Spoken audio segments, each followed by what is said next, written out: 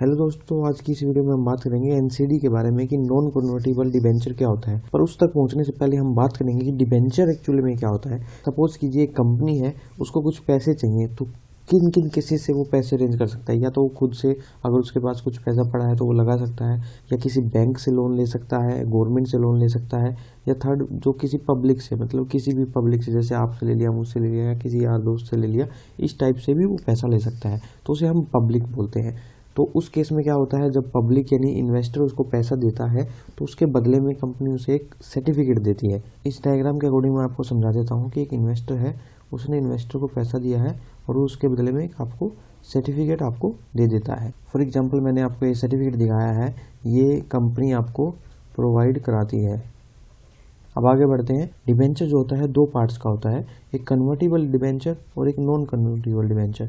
आज की इस वीडियो में हम मेनली नॉन कन्वर्टिबल डिबेंचर के ऊपर फोकस कर रहे हैं, पर मैं आपको कन्वर्टिबल डिबेंचर की बता देता हूँ कि ये क्या होता है। कन्वर्टिबल डिबेंचर सिंपली एक होता है कि जब आप इन्वेस्टर पैसा इन्वेस्ट करता है कंपनी में, तो कुछ टाइम के बाद वो इक्विटी या स्टॉक में कन्वर्ट हो जाता है, तो उसे हम कन्वर्टिबल डिबेंचर बोलते हैं। इस बारे में ज़्यादा डिस्कस नहीं करेंगे और आजकल कंपनी इसका यूज़ भी बहुत कम करती है। तो बात करें हम नॉन कन्वर्टिबल डिबेंचर की, ये दो टाइप का होता है, एक सिक्योर डिबेंचर और एक unsecure debenture.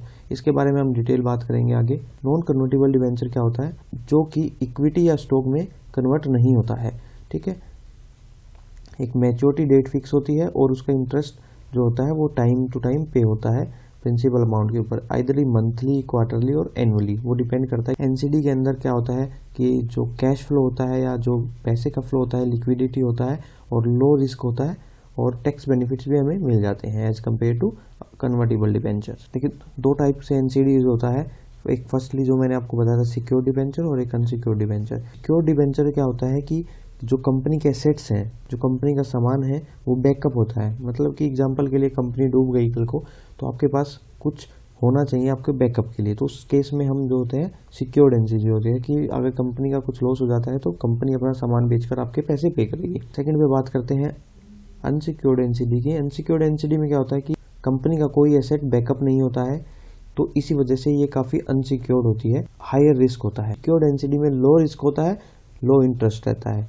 Because low risk है तो कंपनी थोड़ा सा लो इंटरेस्ट पे करती है, पर जहाँ अनसिक्योर्ड एनसीडी की बात होती है वहाँ पे काफ़ी हाई रिस्क होता है, इसलिए कंपनी भी थोड़ा सा हाई इंटरेस्ट पे करने को रेडी रहती है। बट इसमें काफ़ी हाई रिस्क रहता है, तो इसे हमें काफ़ी अवॉइड करना चाहिए। अगर आप एनसीडी में इन्वेस्ट करने की सोच रहे हैं तो आपको कुछ बातों का ध्यान रखना चाहिए। सबसे पहली बात, जो इशूअर है यानी जो कंपनी है जिसने आपको एनसीडी इशू किया है, उसकी क्रेडिट रेटिंग क्या है। उसके बाद बात करते हैं हम लेवल ऑफ डेबिट।